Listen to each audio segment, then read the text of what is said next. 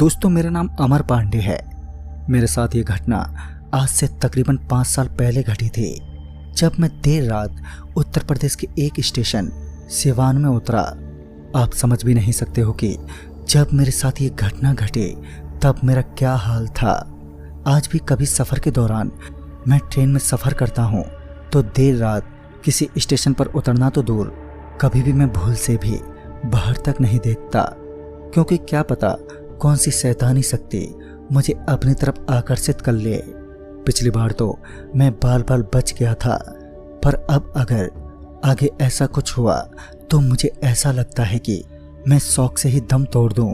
खैर 2017 के नवंबर के महीने में मैं अपने शहर से अपने गांव मंझोली लौट रहा था।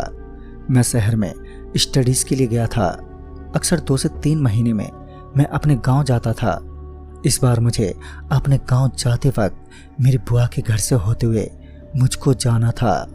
मेरी बुआ का घर सिवान में पड़ता था और यही वजह थी कि मुझे सिवान से होते हुए वहां से बस करके अपने गांव मंझोली जाना था। सिवान से मंझोली लगभग 20 से 25 किलोमीटर के अंतराल पर पड़ता है। सिवान एक स्टेशन था जो कि बड़ा ही जाना माना स्टेशन था। वैसे ये मेरा पहली बार था जब मैं सिवान उतर रहा था। इससे पहले का मेरा कुछ भी अनुभव नहीं था।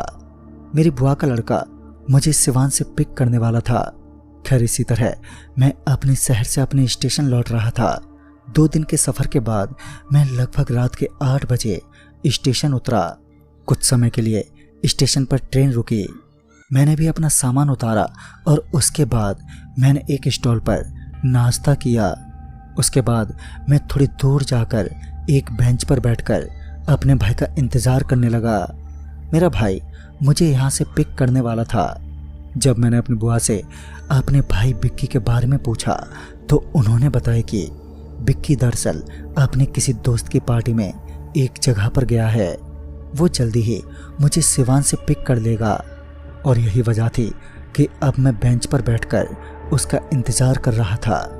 जब मैं उस समय स्टेशन पर उतरा था तब मुझे कुछ आबादी मेरे जैसे ही स्टेशन पर दिख रहे थे, यानी कि उस समय कुछ 20 से 22 लोग तो थे। पर जैसे जैसे समय बीत रहा था तो स्टेशन अब खाली हो रहा था। मुझे ठीक तरह से याद है कि रात के 10:25 पर एक आखिरी ट्रेन आई और उसके बाद से जैसे एकदम से वो स्टेशन खाली सा हो गया। मतलब मुझे अब दूर दूर तक कोई आदमी या जानवर मुझे उस स्टेशन पर दिखाई नहीं दे रहा था। एकदम से जैसे सन्नाटा पसर गया था। दूर दूर तक मुझे अब कोई दिख नहीं रहा था। मुझे भी अब थोड़ा अजीब सा लग रहा था कि आखिर इस तरह कैसे, मतलब कि एकदम से ही स्टेशन सूना पड़ गया है। खैर मैं बिक्की को कॉल ट्राई कर रहा था पर वो भी कॉल रिस्पॉन्ड नहीं कर रहा था। अब मैं भी भला यहाँ पर क्या कर सकता था। मैं एक कोने में बैठकर अब गाने सुनने लगा। फिर कुछ ही मिनटों बाद एक आदमी दौड़ता हुआ मेरी तरफ बढ़ रहा था। मैं उसे देखकर हैरान रह गया। मैंने सोचा कि भला ये कौन है जो इस तरह मेरी तरफ आ रहा है। वो मेरे पास पहुंचा और मैंने गाना बंद किया। तभी वो बोला, अरे कौन हो तुम और इतनी रात गए इस तरह यहाँ पर क्या कर रहे हो? यहाँ की असलियत नहीं जानते हो क्या? ये सुनकर मैं और भी ज़्यादा हैरान रह गया। मैंने कहा, क्या मतलब है आपका? मैं तो बस यहाँ पर अपने दोस्त का इंतज़ार कर रहा हूँ। तो उसने कहा, तुम पागल हो गए हो? यहाँ पर तुम्हारा दोस्त तो क्या कोई परिंदा भी नहीं आ सकेगा। उसने इतना कहा ही था कि तभी वहाँ पर एक ठेले वाला खड़ा दिखा। तो एकदम से उस ठेले वाले ने उसे घूरा, जिसके बाद वो आदमी बहुत डर गया। फिर वो मुझे अपने साथ चलने का इशारा करने लगा, पर मैं उसके साथ बिल्कुल नहीं गया और मैं वहीं बैठा रहा। वो आदमी सिर झुकाए वहां से निकलता हुआ स्टेशन से बाहर चला गया। मेरे लिए ये भी बड़ा हैरान कर देने वाला वाक्य था और यही वजह थी कि मैं अब थोड़ा सा सतर्कता बरत रहा था।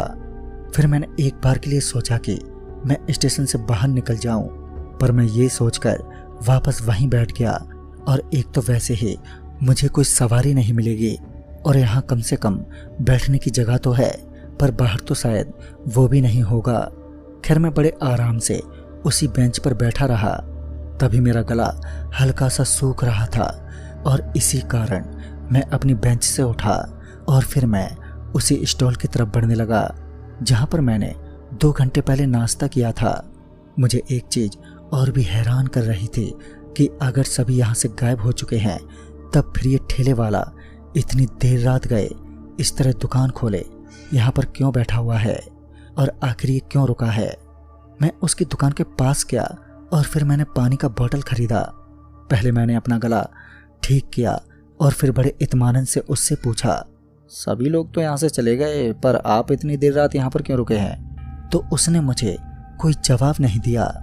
मैंने उससे दोबारा पूछा, अंकल जी क्या हुआ, आपने कोई जवाब नहीं दिया? क्या आपको यहाँ डर नहीं लगता?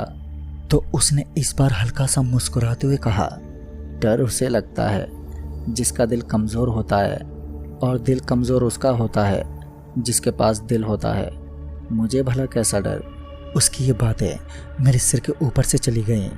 मैं समझ ही नहीं पाया कि आखिर ये कहना क्या चाहता है। खैर मैं अब उसी स्टॉल के ही एक बेंच पर बैठकर अपने भाई विक्की का इंतज़ार करने लगा। वो ठेले वाला खुद से कभी बात नहीं करता था। मैं अकेला ही बड़बड़ाता रहता। मैं वहाँ से थोड़ी दूर आकर अपने भाई विक्की को दोबारा से कॉल किया तो उसने कहा कि हम लोग अभी निकले हैं, बस आधे घंटे में पहुँचते हैं। फिर इसके बाद मैं टहलता हुआ वॉशरूम की तरफ बढ़ने लगा। 10 मिनट बाद जब मैं वापस लौटा तब मैं वहाँ का माहौल देखकर एकदम से हक्का बक्का रह गया। मैं जैसे ही वॉशरूम से प्लेटफार्म पर आया था कि तभी एकदम से जो एक आध बल्ब जल रही थी तो वो भी एकदम से सब एक साथ फूटकर नीचे गिर गई। अब मेरी तो हालत खराब हो गई थी इस दृश्य को देखकर, क्योंकि आखिर इस तरह कैसे हर बल्ब एक साथ फूटकर बिखर सकती है। एक झटके में जैसे स्टेशन एकदम से घनी कोहरे में तब्दील हो गया था और दूर दूर तक रोशनी का कोई पता नहीं था। मैंने अपने फ़ोन को निकाला और तभी जब मेरी नज़र फ़ोन में बज रहे तथा उस समय हो रहे समय पर गई तब तो मेरे होश उड़ गए। उस समय आधी रात का पहर था और रात के 12:05 का समय हो रहा था। अब मेरे लिए ये एक और आफत थी। खैर मैं अपने फ़ोन के फ्लैश लाइट के सहारे ही उस ठेले वाले की दुकान तक पहुंचा, पर मैंने देखा कि वो दुकान वाला भी अब वहां से गायब था। मेरे लिए ये दूसरा झटका था।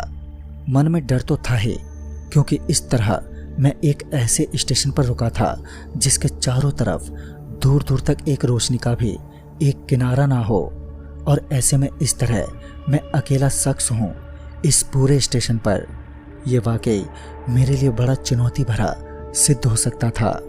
खैर मैं इसके तुरंत बाद यहाँ से निकलने का सोचने लगा, पर पता नहीं क्यों मेरा शरीर अब बैठना चाह रहा था, यानी कि मुझे बड़ा ही उस समय अजीब सा लग रहा था, इसलिए मुझे चलने फिरने का मन नहीं कर रहा था। मैं उसी बेंच पर बैठ गया। करीबन 5 मिनट बीते होंगे कि मुझे तभी पटरियों से हल्की आवाज आने लगी। फिर मैंने खड़ा होकर जब उस ओर देखा तो पाया कि एक आदमी उन रेल की पटरियों पर उल्टा चल रहा था। ये वाकई मेरे लिए बड़ा हैरानी का विषय था, क्योंकि इस तरह कोई भी इंसान आधी रात को ऐसे सुनसान स्टेशन पर रेल की पटरियों पर उल्टा क्यों चलेगा।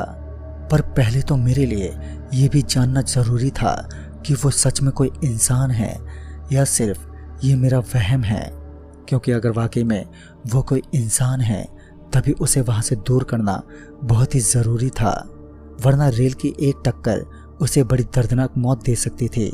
पर एक चीज़ था, अब वो आदमी जहन से गुजर रहा था, क्योंकि वहाँ से स्टेशन का एंड होने वाला था और वहाँ पर एक छोटा सा पीला बल्ब लगा था, जिस कारण मैं अगर अपने फ़ोन के कैमरे को थोड़ा जूम करके देखता तो शायद वो शख्स मुझे दिख जाता।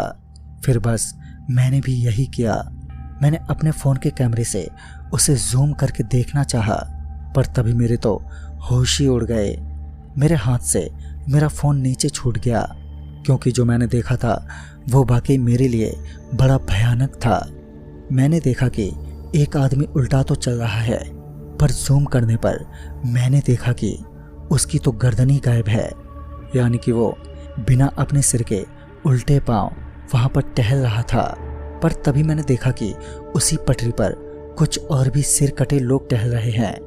मतलब कि मैं आपको वो नज़ारा भी नहीं बता सकता कि उस समय मुझे कितना डर लग रहा था। मैंने देखा कि कम से कम 10 से 15 लोग उसी तरह जिनके सिर नहीं थे वो उस रेलवे की पटरियों पर टहल रहे थे। अब मैं बहुत ज़्यादा घबरा गया था। फिर तभी मैंने वहाँ से भागना चाहा। मैं पहले तो धीमे कदमों के साथ खड़ा हुआ और फिर सरकता हुआ वहाँ से निकलकर एग्जिट गेट की तरफ बढ़ चला।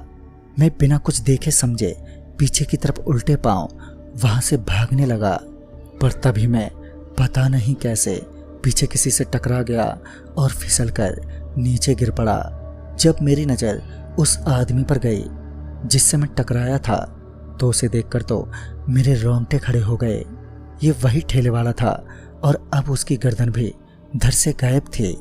मैं इसे इसके हाथ में पहने कड़े की बदौलत और उसके शरीर की बदौलत ही पहचान पा रहा था। मेरे हाथ पैर अब कांप रहे थे। मैंने कभी भी ये नहीं सोचा था कि मुझे ऐसा भी कभी मंजर का सामना करना पड़ेगा। मैं अब दबे पांव पीछे हटने लगा और फिर तभी मैंने एक और चीज भी गौर की कि उस ठेले वाले के हाथ में एक खुरपी जैसा कुछ था जो बड़ा धारदार नजर पड़ रहा था। वो ठेले वाला शायद उसी से मेरा कत्ल करने के फिराक में था। वो बिना इधर उधर देखे बस उसी खुरपी को चलाए जा रहा था। मैं अब वापस स्टेशन लौट गया और फिर एक बेंच के पीछे छुपकर बैठ गया। मैं चुपचाप बिना किसी आवाज के किए वहीं पर बैठा रहा। तभी मुझे किसी के कदमों की आवाज सुनाई पड़ी। मुझे यकीनन ये पता चल गया था कि हो ना हो ये जरूर वही ठेले वाला है जो शायद मेरे पीछे पीछे आ रहा है। मैंने जब उठकर देखा तो बस देखता ही रह गया। मेरे सामने सिर्फ वो ठेले वाला नहीं आ रहा था बल्कि उसके पीछे तो जैसे सिर कटे लोगों की पूरी टोली आ रही थी। मैं अब वापस स्टेशन लौट गया और फिर मैं एक बेंच के पीछे छुपकर बैठ गया। मैं चुपचाप बिना किसी आवाज के वहीं पर बैठा रहा। तभी मुझे किसी के कदमों की आवाज सुनाई पड़ी। मुझे यकीनन ये पता चल गया था कि हो ना हो ये जरूर वही ठेले वाला है जो शायद मेरे पीछे पीछे आ रहा है। मैंने जब उठकर देखा तो बस देखता ही रह गया। अब मेरे सामने सिर्फ वो ठेले वाला नहीं आ रहा था बल्कि उसके पीछे तो जैसे सिर कटे लोगों की पूरी टोली आ रही थी। फिर तभी मेरा फ़ोन बज पड़ा और फिर मैंने फ़ोन उठाया। फ़ोन पर मेरा भाई बिक्की था। पहले तो मुझे उस पर बहुत गुस्सा आया पर उसने पूछा, अरे भाई कहाँ पर है तू? इतनी देर से बाहर गाड़ी लिए मैं तेरा इंतज़ार कर रहा हूँ। मैंने उसे सब कुछ विस्तार में बताया जो कुछ मेरे साथ अब तक घटा था। मैंने उसे जब सब कुछ बता दिया तब उसने कहा, अरे यार आज तू किसका मुंह देखकर निकला था? शायद तुझे अंदाजा भी नहीं है कि तूने किस खतरनाक काम को अंजाम दे दिया है और अब इसका क्या परिणाम होगा।